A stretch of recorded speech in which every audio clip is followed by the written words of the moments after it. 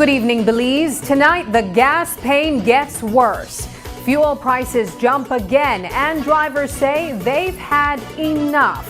Also, new revelations in Belmopan. A joint public accounts committee hearing uncovers a troubling audit trail inside government. And the Raheed Flowers case, an unexpected turn. The DPP now pointing to self-defense. Plus, honoring Women's Month, the artists pushing Belizean culture forward. And at Turnif Atoll, major upgrades ahead for one of our crown jewel marine reserves. A busy Friday night. News 5 starts right now.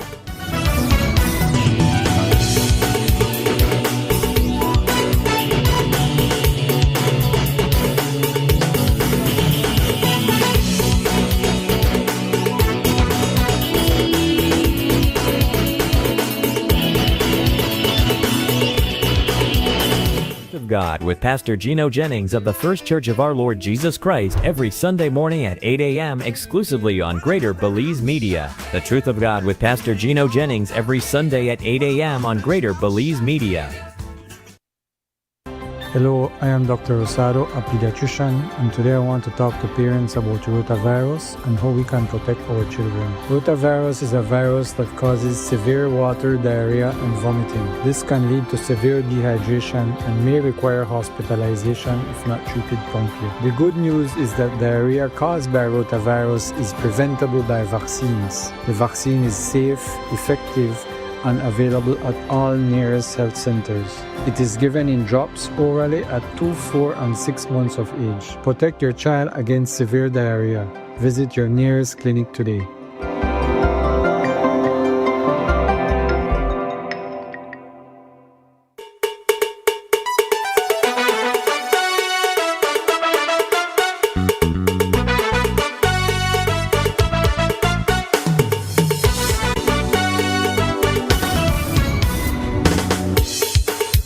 Good evening and welcome to News 5 Live for Friday, March 13th. I am Sabrina Daly. Belizeans are feeling the heat, not from the Middle East conflict itself, but from the sudden spike at the gas pump. Overnight, fuel prices shot up by more than 10%, hitting wallets already stretched thin by rising cost of living. Government officials say the jump didn't come out of nowhere. Global oil markets are reacting to escalating tensions involving Israel, the United States, and Iran. And Belize is now feeling the ripple effect at home. But for drivers, the explanation doesn't make the blow any softer. Many say they're already struggling, and this latest increase pushes daily expenses even higher. Prime Minister John Bersenio weighed in on the situation, and motorists across the country are voicing their frustration and calling for relief. Shane Williams has more on what triggered Belize's fuel price surge and how Belizeans are coping with yet another hit to their pockets. Belizeans woke up to a sharp jump in fuel prices today. The hike comes as global oil costs surge amid rising conflict involving Israel, the US, and Iran. Unrest that threatens the Strait of Hormuz, the narrow route that carries nearly a fifth of the world's oil. Since the fighting began, crude prices have climbed 10 to 13%, and U.S. gasoline prices are up almost 20%. That shock has now reached Belize. Prime Minister John Bersenio says the increase was expected as international fuel prices continue to rise. I think it should be of no surprise to anyone that the fuel prices have been increasing. We already noticed that the prices are increasing in the United States and considerably. There was this unexpected war in Iran, and they have closed down the Strait of Hormuz, where 20% of oil supplies pass through. So we were expecting, I think Belizeans have been anticipating that the price of fuel is going to go up. Government may blame global pressures, but Belizean drivers say they're feeling the hit right here at home. They're calling the price spike immediate, painful, and unsustainable. Many motorists say they simply can't absorb another increase and are urging the government to step in with relief measures. Frustration is growing, not just over fuel costs, but over the rising cost of living that's tightening budgets across the country. I must think about drive off of the pump just now. The gas is too high, man, you know. Take one licking and I got my 8 cylinder out of drive. You get the sense? But the government have to do something about it, man, because, you know, with the punish right now, gee, serious. I the punish, you know, because I walk 2 weeks and thing and I have to, you know, stay the go put in gas and then price. And you know, they get money worth for the 2 weeks, you get the sense. We do the lavance, so we not make nothing. We just walk, give the gas, give the price money for the gas, man. We don't make nothing. So you have to crop the price? Yeah, boy, I wish they can do that something for us, man. That's all we need, man. That's all. I will live with it. I can't do nothing. Oh, yeah, cool. But I will just live with it. Keep on going less runs now. Yes, sir, man. I will live with it. Can't do nothing, do, man. Boy, that gas price is terrible. It's really terrible. But what we could do, we just have to take it and how it come, we have to live with it, man. Oh yeah, the less run? No, actually less run, but I think the government have to look into that thing better, man. Because to me, the country is good, but everything they go up. Food, gas, everything they go up, and I don't think we poor people and the wages don't have easy, are very small. So I don't think that should have be that they not should have cruel to it like that. It is something that I personally was expecting because of what's happening globally. And so we have to face reality, you know. My concern is the bigger picture, you know, what it will mean as far as the larger economy is concerned, because then you talk about the industries out there, you know, that depend on electricity, for sure. That's going to be impacted as well. Still, the Prime Minister warns that any attempt to cushion the increase by cutting fuel taxes would come at a cost to government revenue and public services. Before we can try to do any kind of adjustments, we are passing it on to onto the pump, and we're going to monitor. Obviously, if the prices continue to go up, we will then have to we'll be forced to reduce these taxes. But then that means then that the services that we're going to be providing for our citizens, you know, is going to be tighter to be able to provide those services. Just keep in mind, we just another 4% increase on salaries for our public officers are coming on 1st of April. As global tension continues and world oil prices keep climbing, today's price hike likely will not be the last. But for motorists watching price boards at gas stations across the country, the hope is that the international crisis will not lead to even higher prices in the weeks ahead. Shane Williams reporting for News 5.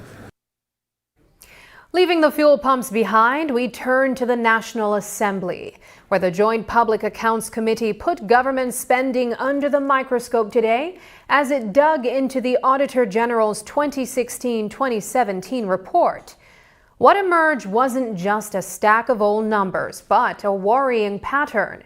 The audit begins with a disclaimer, essentially saying the office couldn't fully verify the government's own records. Key documents were missing. Ministries couldn't account for their expenditures. And when auditors went looking for answers, several CEOs simply didn't show up. And here's the kicker. Auditor General Maria Rodriguez says this isn't a relic of the past. A decade later, the same roadblocks persist. And she's urging Cabinet to step in and get their senior officials in line. I am glad that this is being highlighted because many instances the executive says to my staff, I'm not available. Or they simply don't respond. And then I don't have where to go. Where do I go to say they don't want to make themselves available? So I think that is very important to highlight at this point, separate and distinct from the Parliament. The executive has to make themselves available to answer queries from the Office of the Auditor General. But is it then your position that I'm hearing that this remains an ongoing issue as you proceed with your auditing duties in terms of live issues? It is an ongoing issue, and unfortunately one of the root causes is improper handing over. The new people that are there will say, well, I wasn't here 10 years ago, I don't know anything about it, but it shouldn't be that way. The regulations give way for proper handing over. And to add to that, when we get to the BDF report, that is exactly what I want to mention, because the findings are 10 years old, but I am not certain if we're talking today, if that BDF fund is being managed the way it's supposed to be managed. The fund in question is the BDF's non-public funds, money and property the force manages for its members, not government revenue. Today, BDF Commander Brigadier General Anthony Velasquez faced the JPAC, saying the force improved transparency between 2015 and 2017. But auditors found a troubling case from 2016. The German military paid the BDF $152,000 for training that the Belize government was already funding. The incident triggered police and FIU investigations, but no one was ever charged. It's clear that after the fact, in 2016, a deposit had gone in. Do you know whether this deposit was paid into the government coffers or into a private account? To the best of my knowledge, this deposit was paid into the BDF fund account. Not from the Germans directly, but from a local Belize account? I am unsure from where the funds were sourced, but definitely it was paid into the BDF account.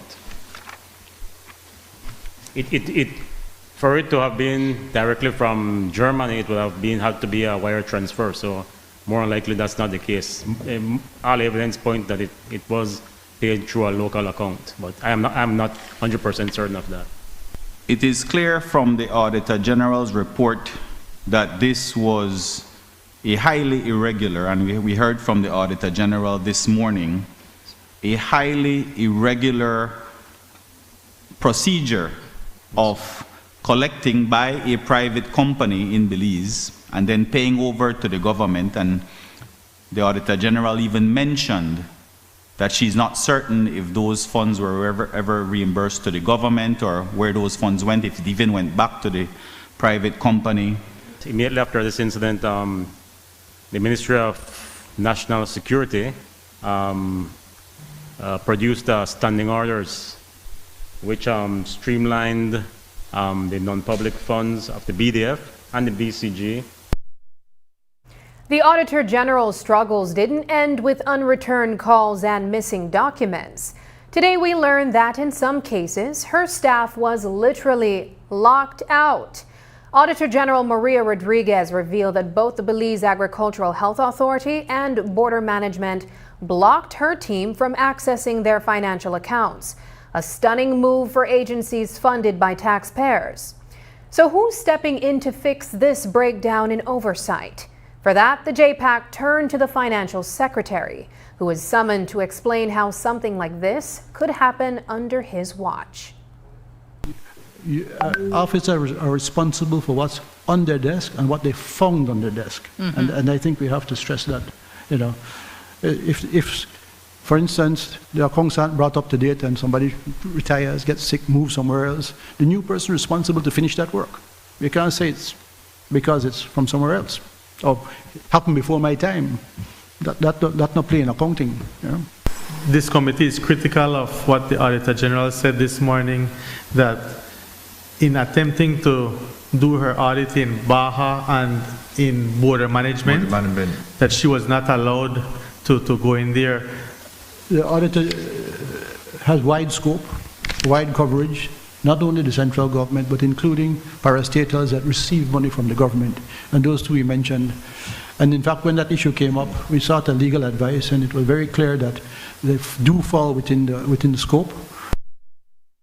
As the committee presses for answers, the Financial Secretary insists that every agency must open its books to the auditor, because accountability doesn't pause when the paperwork gets inconvenient.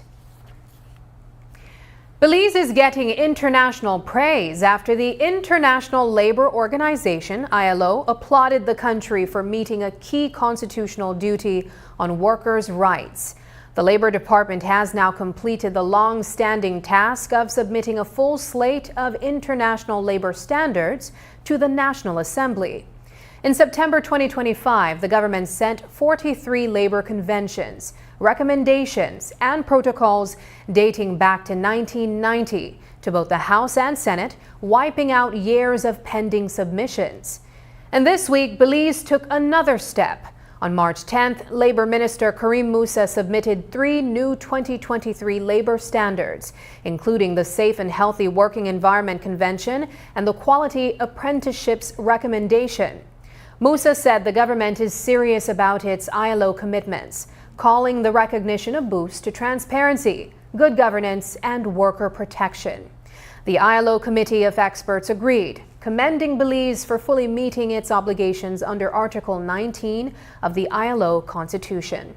With these latest submissions, Belize has officially checked every box. The ministry says it will keep pushing for decent work, stronger labor governance, and laws that stay aligned with global standards. After the break, a heated showdown in the High Court today. Prosecutors and defense square off in the triple murder trial of former cop Elmer Na. The accusations, the pushback, and the battle over key evidence.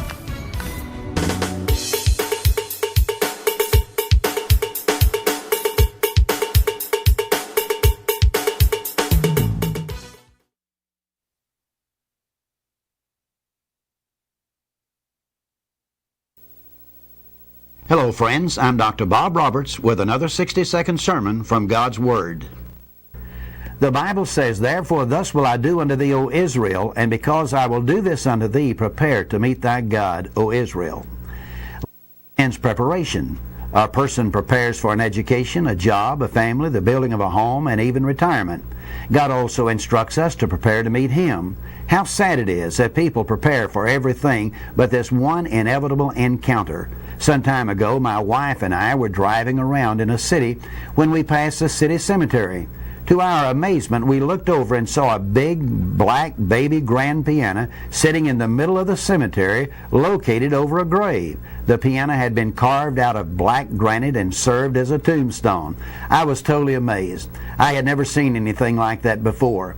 It was obvious that some person was a lover of music, and especially their piano.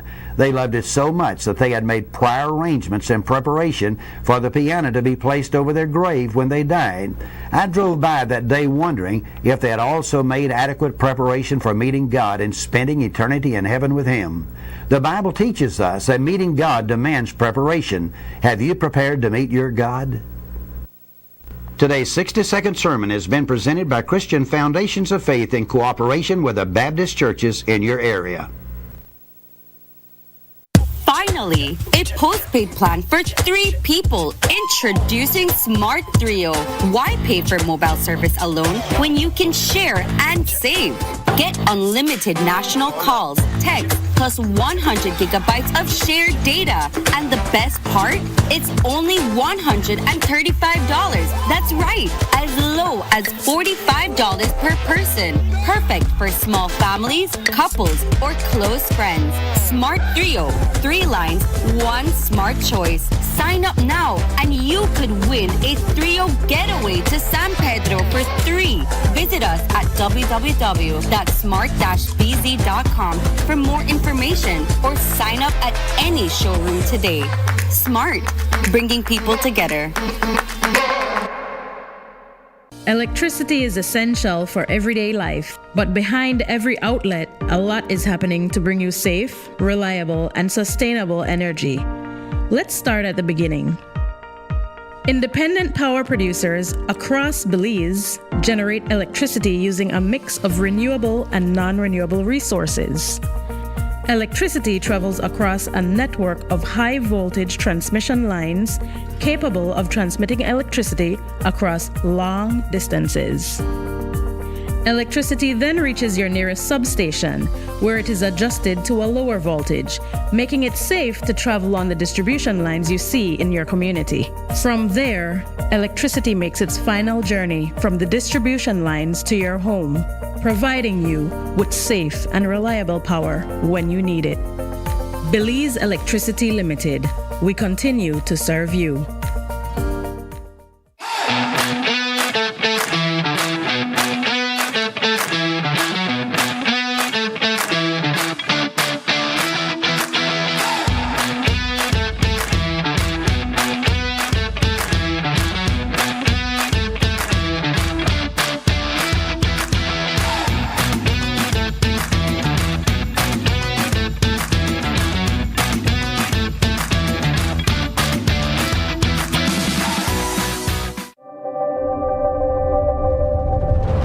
every connection we make is more than just a signal. It's a student unlocking a future through digital education. A young mind daring to dream bigger. Our culture shared with the world in real time. And everyday heroes answering the call of civic duty. When we connect with Digi, we empower Belize.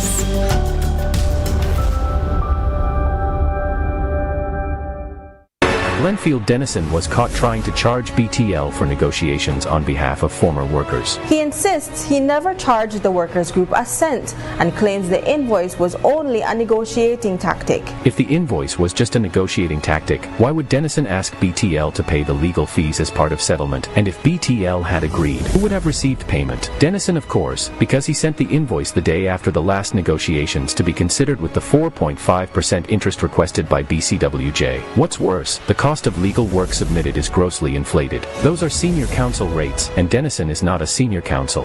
As to the tax identification number on the invoice, no such TIN number is registered with GST. So, we must also ask whether he is licensed with the FIU as required. There's also the question of whether as a Crown Counsel Dennison violated the public service rules which state a judicial and legal officer shall not engage in any private legal work or private business of a legal nature. It's time for him to stop the games and come clean. Healing streams, a moment of love, a moment of grace, a moment of His power. You can put your hand wherever you want this power to be manifested. You're free. No, I can't jump, I can't walk. Healing streams this March will be something like the world has never seen before. Get up and get ready.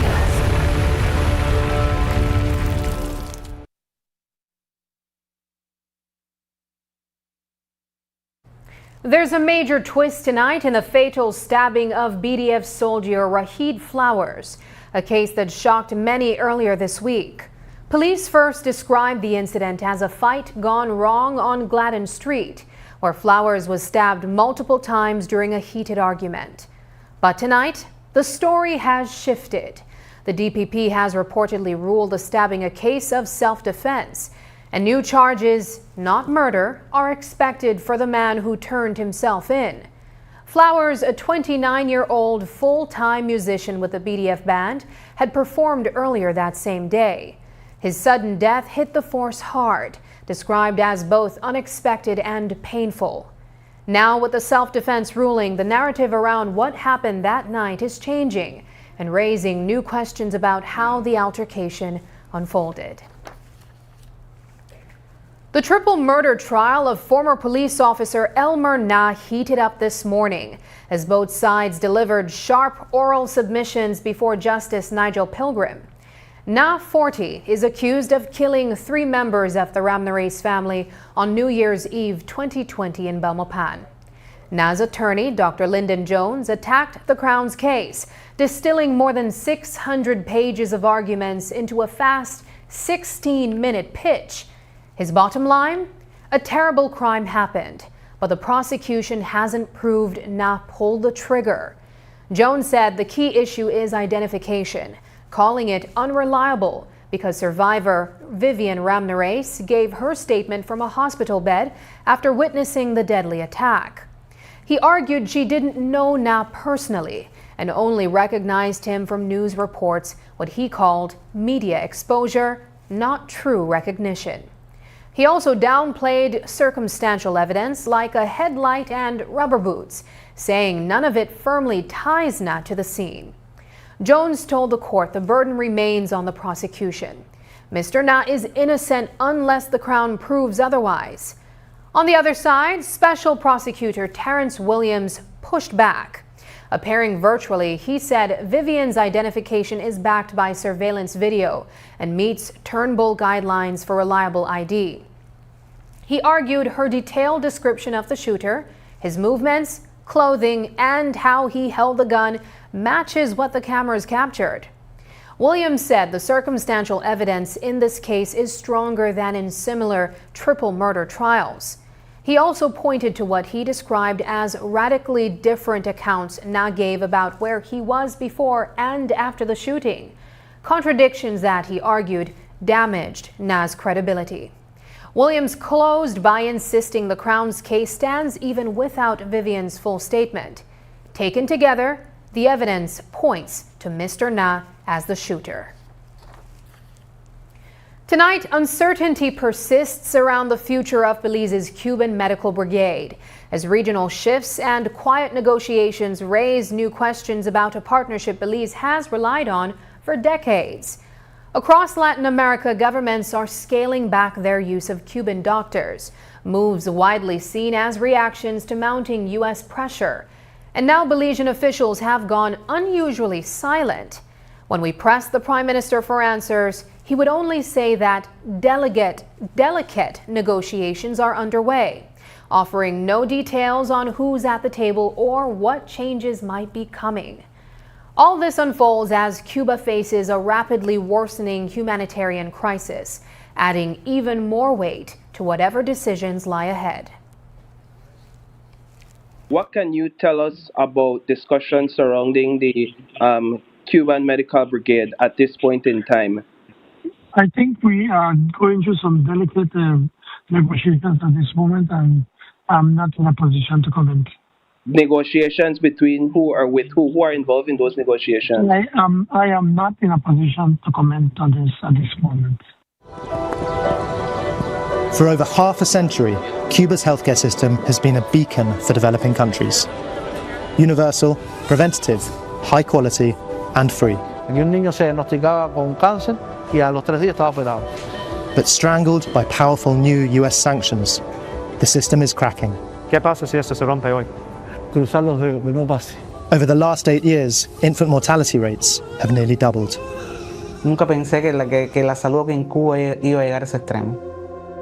The country can no longer afford the medicines it needs. Antes tú ibas a la farmacia y tú comprabas medicación. Han cambiado muchas cosas. And vital machines are breaking down. We don't need to have U.S. ships blocking our harbors, because simply by scaring off providers and by choking us through the banks, that's enough to produce the results of a blockade. The Public Utilities Commission is stepping in to keep telecom prices steady, placing a temporary freeze on all BTL rates after ruling last week that the company holds dominant power in several key markets. The freeze took effect on March 11th and runs through 2028, meaning BTL can't raise, drop, or even introduce new rates or roll out new bundles without the PUC's blessings. Regulators say the move protects consumers while they tighten the rules for dominant operators. And in a related development, the PUC is also reviewing BTL's latest filing on its proposed takeover of SpeedNet, the parent company of Smart. The deal still needs board approval, but regulators are already pressing both companies on issues like consumer protection, service continuity, and competition.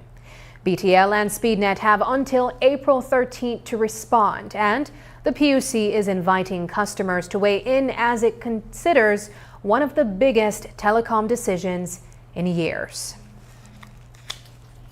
Up next, more than 2,500 young Belizeans packed the stands today, coming together for one of the biggest Catholic youth gatherings in the country. The energy, the message, and the moments that stood out. But first, here's the latest weather forecast.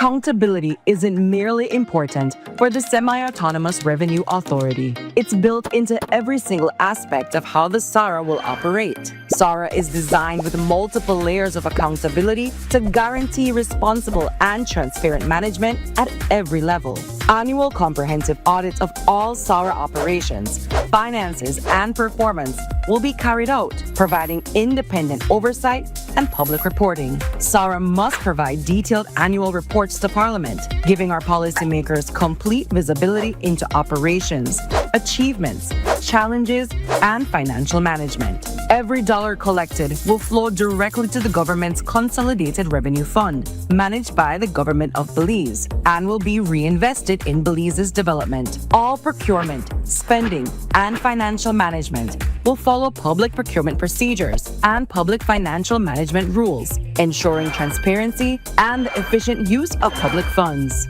SARA, accountable by design. Your Belize City Council, in collaboration with the Ministry of Infrastructure Development and Housing, would like to update residents on the temporary traffic adjustments that will accompany the upcoming bridge infrastructure upgrades across our city. These major works, running through the 2026 to 2029 period, include the reconstruction of the Belcan Bridge and the Swing Bridge to improve long-term safety and city mobility. To help residents move safely and efficiently, here is the proposed flow of traffic. If you are coming into Belize City from the Philip Colson Highway, drivers are strongly encouraged to use the Iguana Street Bridge as your main access route. This corridor is designated for highway traffic and heavy vehicles to reduce congestion in Midtown and downtown areas. If you are traveling toward the school zone along Princess Margaret Drive, this area remains accessible directly from the Philip Colson Highway. When traveling south to north through the Belcan Bridge area, traffic will flow one way only over the Evergreen Street Temporary Bridge crossing. Drivers should follow Central American Boulevard to Mahogany Street, continue onto Evergreen Street, and proceed to Philip Colson Highway, then toward Freetown Road. If you are traveling north to south toward downtown, make use of the temporary crossings from Hydes Lane. Traffic will flow one way from Queen Street to New Road into Hydes Lane, then through Regent Street West. Please note that the temporary crossings are designated to accommodate standard-sized vehicles and buses only. Heavy trucks and oversized vehicles will not be permitted to use this route and are advised to use the Chetumal Street Bridge or Bell China Bridge.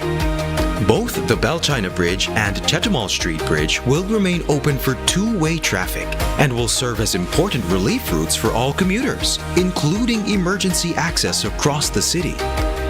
Residents should also plan travel carefully around peak congestion periods.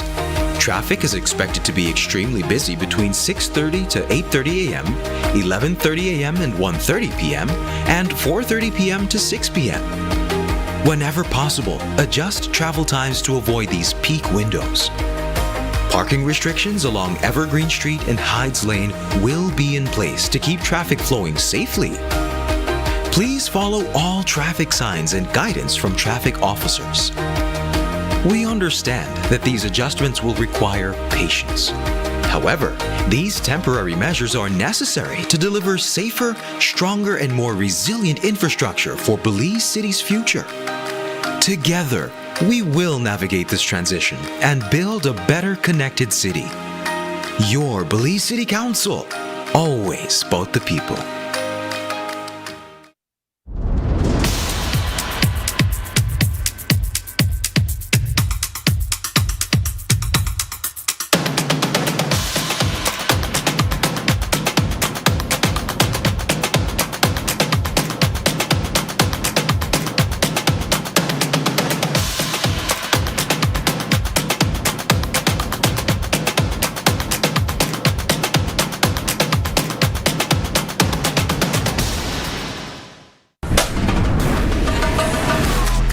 Easy.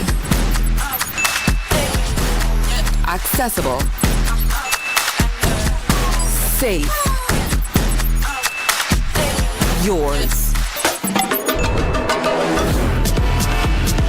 Digi Wallet. Easy, accessible, safe, yours.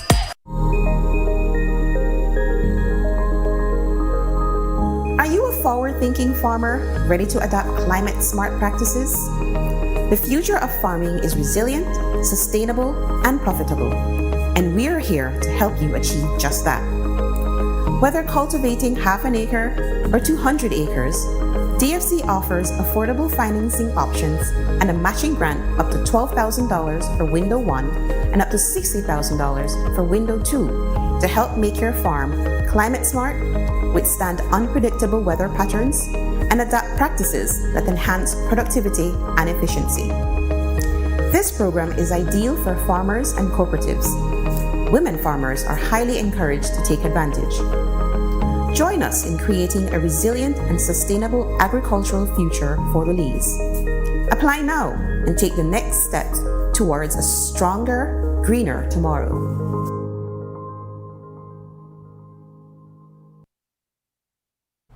March is Women's Month, but it's also a moment for Belizean women to showcase their power through art. And tonight, the Bliss Center for the Performing Arts turns its spotlight on them, opening the Women in Art exhibit. The show brings together bold, imaginative pieces from female creatives across the country, each one offering a glimpse into the stories, struggles, and triumphs that shape their work. News 5 takes you inside the gallery for a first look at the women who are redefining Belize's artistic landscape. Paintings, poetry and crafts from some of the most talented Belizean women now line the gallery walls at the Institute of Creative Arts for the 2026 Women in Art exhibit. The Institute of Creative Arts is using Women's Month to spotlight female talent, rolling out an exhibit that celebrates women artists nationwide. Director Kim Vasquez says the goal is to inspire women and girls while honoring the creative voices shaping Belize's art scene. The exhibit opens tonight here at the Bliss Center at 7 p.m. Entrance is free. We have a full program of entertainment. We have a guest speaker. That's an annual feature as well, and this year's guest speaker is poet Kyla Gentle. She recently published her second book of poetry, and so she's our guest speaker. We also have performances, entertainment on the veranda. Entrance is free, and that's tonight to open the exhibit, and the exhibit will run throughout the month of March. And again, this is a way for us to create, to highlight the work of women artists within Women's Month, and this is our way as well as to recognize their contributions and also to signify, that we need to create, we need to give support to women in the arts. Over the years, the exhibition has featured dozens of artists working in multiple mediums, with themes often exploring identity, empowerment, and social change through the lens of women's experiences. This year's collection continues that tradition, with the curator guiding viewers through a narrative conveyed in each piece. The overriding theme is the theme of this year, which is balance the scales. It's finding that equity, that seat at the table that women are always striving to have. Not only in their homes, but in their professional careers, balancing their lives, but also ensuring that they are respected in whatever organization, wherever they are. So that's the overriding theme. But again, it also ties into the transformation concept that we are working with. If you go around, you'll also see there are literary submissions. So those submissions also reflect that same transformation. The Women in Art exhibit welcomes the public at the Bliss Center for the Performing Arts throughout Women's Month, giving Belizeans a chance to experience the creativity and perspective of women's artists from across the country. Shane Williams reporting for News 5. The Belize City Civic Center turned into a sea of excitement today as more than 2,500 young people from every corner of the country came together for Belize's first ever Catholic Youth Conference. The atmosphere felt more like a youth revival than a formal gathering. Music, prayer, and laughter filling the arena as students reconnected with their faith and with each other. Organizers say they want this momentum to last well beyond today, and Deacon Bob Rice hopes this inaugural event becomes the start of a tradition that grows stronger every year. The goal of the conferences is to allow young people to hear how exciting it is to have faith, to have religion, to follow Jesus, to be Catholic, all of those things. I think so many times young people think that the faith is trying to ruin their life or it's not exciting or interesting. And so we put together a real celebration of joy of what it means to be a follower of Jesus. So how many students are we seeing here today, or how many schools are represented? I think we have about 12 schools represented today and about 2,500 teenagers that are here. So can you tell me a little bit about these conferences and what countries you've hosted them in before, and how exactly did it reach Belize? So we have a number of conferences in the United States as well as in Canada. It happened here in Belize because many of our students have come down to Belize to do missionary work, whether in Benque or San Pedro, and a conversation just started, what if we could bring Steubenville, Ohio to Belize City? And so that's what's happening today. What are some of the activities being hosted at the event? What are some of the things the students will be learning? A lot of what we try to do is just share witnesses of lives that have been changed by Jesus. We have really engaging music, whether it's really fun and upbeat or something more worshipful. And then because we're Catholic, we have reconciliation available, and we're going to conclude with a time to worship Jesus in Eucharistic adoration. As everyone heads home, organizers say they're hopeful that today's enthusiasm becomes the spark that keeps young Belizeans fired up about their fate long after the conference ends. Reef Week is ready to make waves. Literally, the annual Run for the Reef returns, and organizers say this year's celebration is bigger than ever. We'll take you there coming up.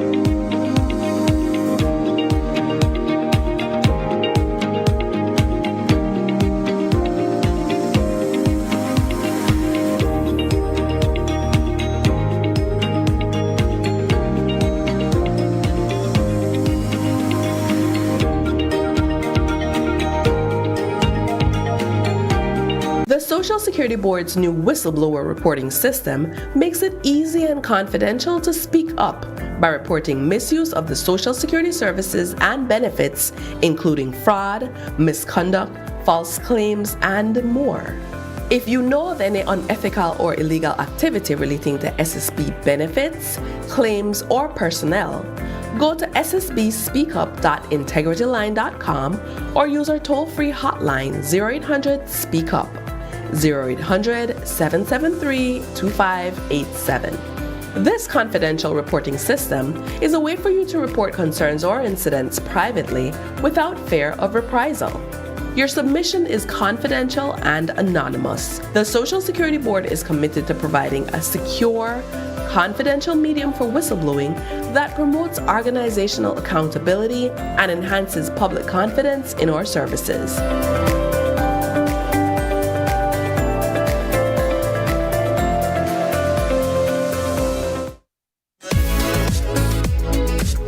me. My data done and I really need to get my order out today. Really? Well, you can join our Smart Group plan. Really? How that works? Easy, let me tell you. Whether it's family, friends, or your small business, we've got the perfect plan for every group. More members equals more savings, more connections. Smart Group plans bring the connectivity you love to you and your circle. No one gets left behind. Explore Share One package option and add on unlimited data, calls, and SMS for the entire group for less than $50 per member. Visit any Smart showroom countrywide or email sales@speednet-wireless.com to sign up today. Smart, bringing people together.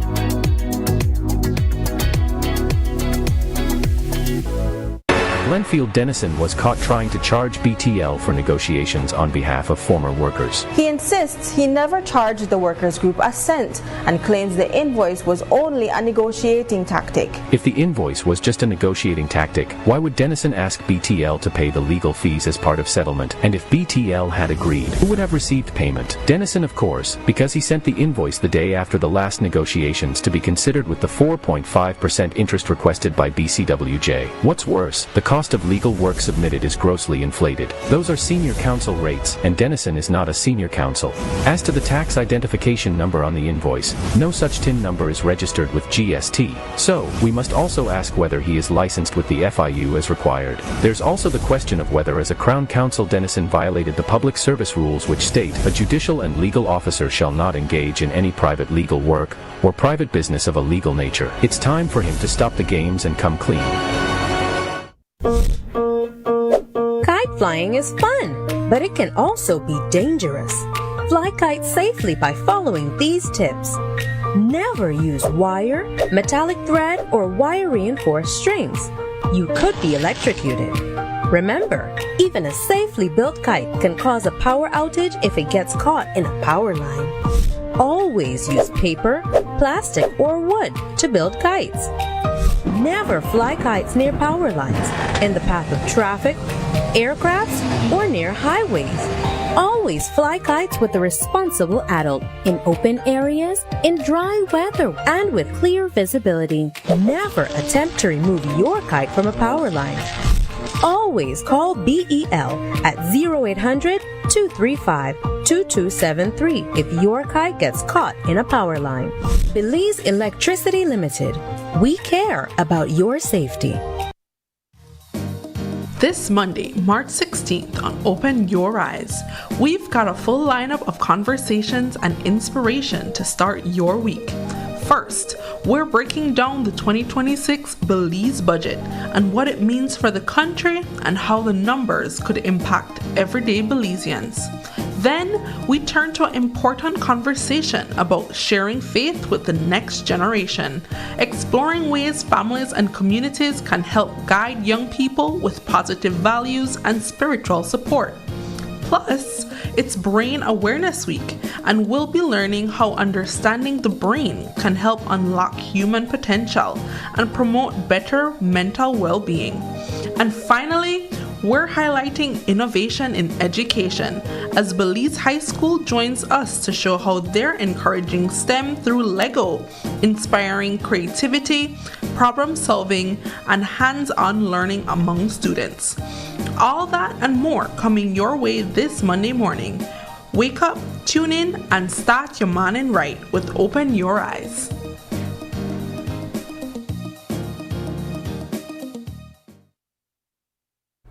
Belize has responded to questions about its investment climate with a declaration of the country's stability and progress in the investment landscape. Following the circulation of a letter from the U.S. House Committee on Foreign Affairs, which called for an assessment of Belize's investment climate and institutional checks and balances, the government claimed that foreign direct investment remains a priority. During the House meeting earlier this week, Prime Minister John Bersenio shared that Belize has seen notable increases in foreign direct investment net flows, with approximately $505 million in net investment flows entering the country in the past 2 years. There is clearly a limit to this capacity to borrow, and the limit is tied to our capacity to pay. Our policy is for this generation to fund its own welfare, not to borrow from our children. Our goal is for future generations to benefit from our foresight and sacrifice, not to impoverish our children and grandchildren for our benefit. The fact is that in our mixed economy, government's role is augmented, in some instances, superseded by the private sector and non-profit actors. When government leads by example, when it manages the public purse prudently, its conduct inspires confidence, which in turn can multiply development through private investments. Money chooses its host country, and that choice is a clear indication of the so-called investment climate. This is the judgment I wish to highlight. The compelling flows of foreign direct investment which tell the story of the brimming confidence in our country and economy. In the last 2 years alone, calendar years of 2024 and 2025, Belize has benefited from approximately $736 million of capital inflows, while outflows, not counting the acquisition of the hydro facilities, total just $231 million. Net investments flows, therefore, has been $505 million, or over $500 million in just the last 2 years. The Prime Minister says investors are backing Belize because they see a stable economy and smart fiscal management at work. Just 20 miles off Belize's coast lies one of the country's most important marine ecosystems, the Turneffe Atoll Marine Reserve. Earlier this week, the Belize Tourism Board and the Protected Areas Conservation Trust launched the Tourism Enhancement in Protected Areas program, a fund designed to support upgrades to visitor infrastructure and conservation efforts within 3 of Belize's protected areas, including Turneffe. Today, it became the focus of efforts aimed at strengthening both conservation and sustainable development, tourism that is. Stakeholders visited several locations within the reserve to see where those improvements are expected to take place. The Marine Reserve is co-managed by the Turneffe Atoll Sustainability Association, and its executive director, Valdemar Andrade, says the project marks an important step forward for this piece of our jewel. These are funds that are very hard to come by in our business, but these are very necessary funds as well, because one of the ideas behind these kinds of programs is for us to generate our own revenues at the end of the day. In this, we are doing amenities on Margaret Key, on Calabash, and here. At Margaret Key, we are putting in a pier so that visitors can alight and come out easy and come onto the property and engage in the facility, have lunch there, do a barbecue. Same thing at Calabash, we are putting in a center where visitors can congregate and take part in being in learning more about what we do here on the Turneffe Atoll Marine Reserve, and also to contribute as a part of one of the Turneffe ambassadors through our paraphernalia that we message in the Blue Talks that we give to them as they move through these facilities.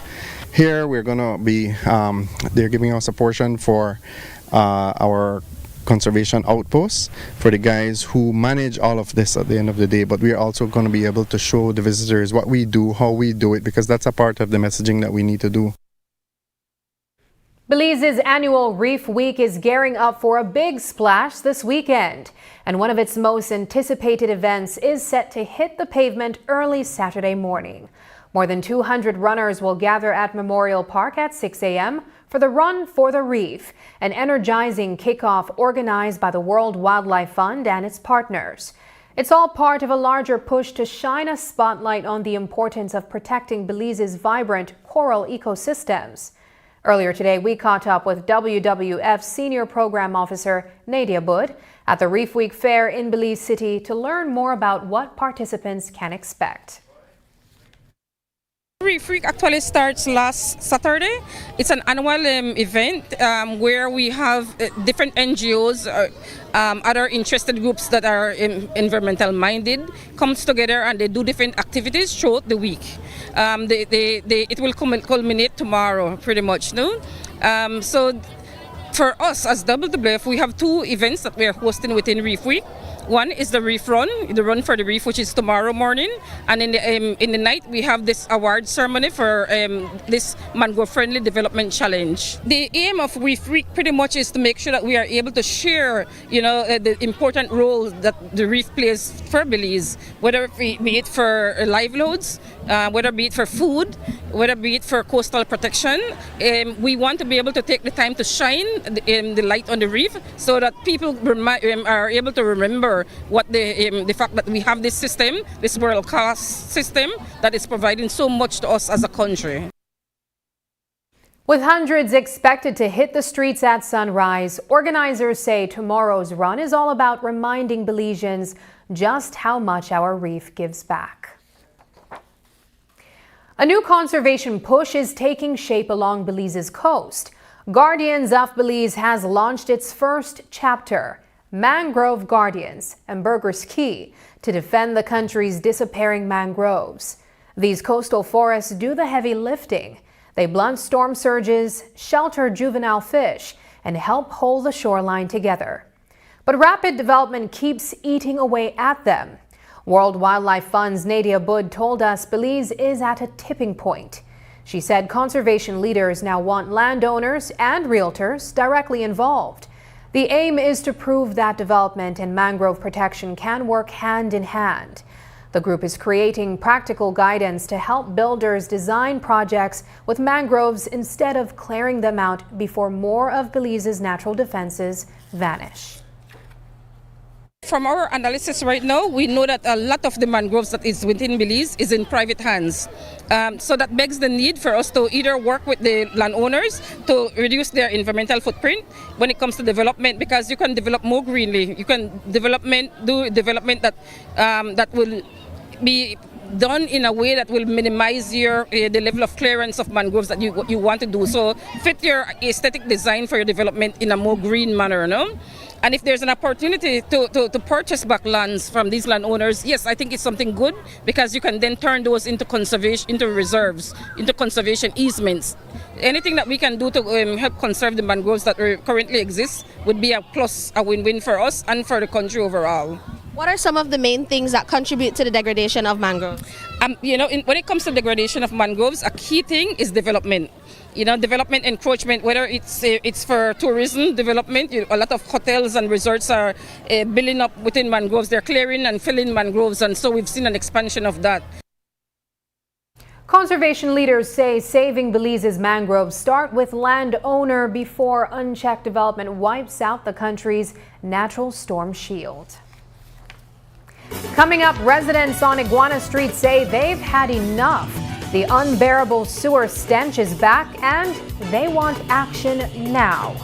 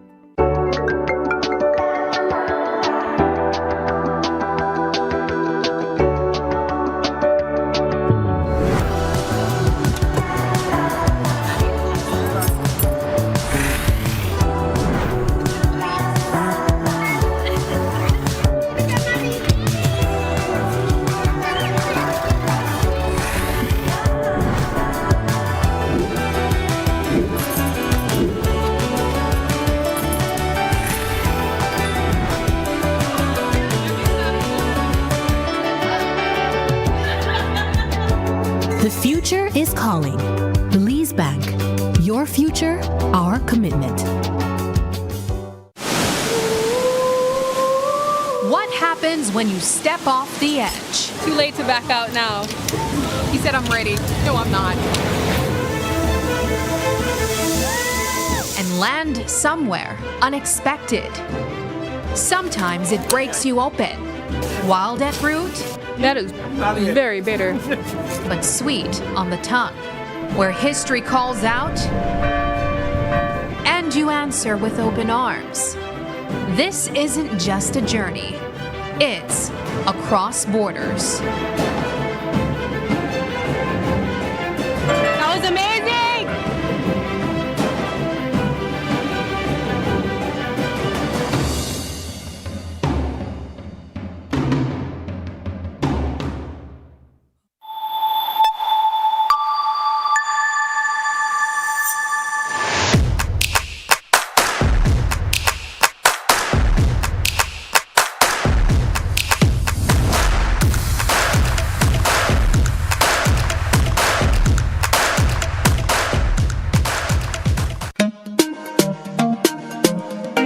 Smart for everybody. Smart leading everything. Smart give you everything. Smart offer everything. Smart give you everything. North to the east and the south and the west. Smart are the best. Darling, double up my data and give me all the text. In fact, give me a plan for my family. Unlimited calls, so me like it. And smart make everybody feel happy. Bringing people together, me want it now. Smart got love for everybody. Me want my smart plan, want it right now. Me want my smart plan, want it right now. More bundles, data plan. Me want my smartphone, internet in my hand. Cause me want my smart plan, want it right now.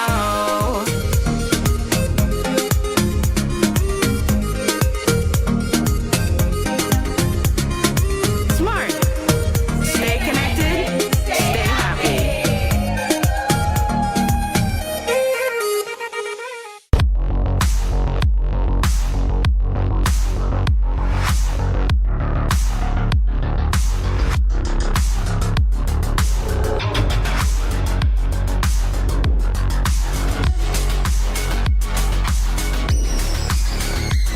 Get your body sculpted with gym equipment and accessories from Benny's. Quality and savings. Belize's firefighters just got a powerful new boost. On Wednesday, U.S. Southern Command donated nearly $3 million in firefighting equipment, gear that will help firefighters move faster and stay safer on the job. The package includes handheld radios, oxygen tanks, Hearst rescue tools, cutting saws, portable pumps, and full protective gear. Critical tools for first responders who face life-threatening emergencies daily. U.S. Embassy Chargé d'Affaires Catherine Beamer said the donation reflects the strong partnership between the United States and Belize, as well as a shared commitment to protecting communities. Minister Henry Charles Usher welcomed the support, calling it a vital investment in national safety and in the men and women who put their lives on the line. With Belize marking 45 years of independence and the U.S. celebrating 250, the timing underscores a growing friendship and a shared mission. For firefighters, the impact is immediate. They now have better tools, safer conditions, and stronger response capacity. For Belizeans, it means communities that are better protected than ever. For years, a foul stench has hung over parts of Iguana Street. And tonight, frustrated residents say they've had enough of the sewer odors drifting from one of Belize's main lift stations. The S6 facility has long been the source of complaints, but Belize Water Services says it's finally taking steps to fix the problem, installing new ventilation and repairing a nearby manhole that recently collapsed. We hear first from a resident dealing with the smell daily, then from BWS's Belize District Manager. Sometimes I think I smell. and it affect the whole neighbor. But I don't know who for call, who for go to, because I can't talk about New York, they didn't think I affect we down the stretch, but I have no idea. But about New York call me and tell me anything about the smell, anything for yard, or they get old down the stretch and affect we. But I don't know if we help people that control it, and if they know about that. But I hear about it long time, but I live wrong it too. But these people have to educate, the people in the health have to educate the business and people wrong the shit.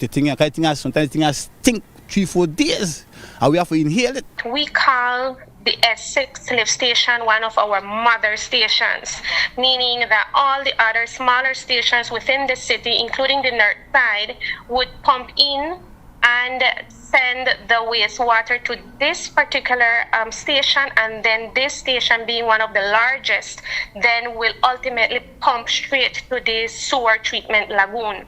So this station is one of the largest and one of the most critical stations in the city. One of the key things is the proper implementation of the vent system, which S6 has put in place as well to ensure that these odors, which will never be eliminated.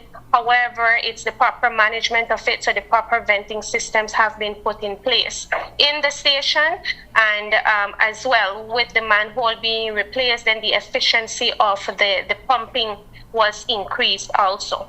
So we should not have issues of smell in the area at all. As see, they have BWS out there, they have been working. Has it been improving?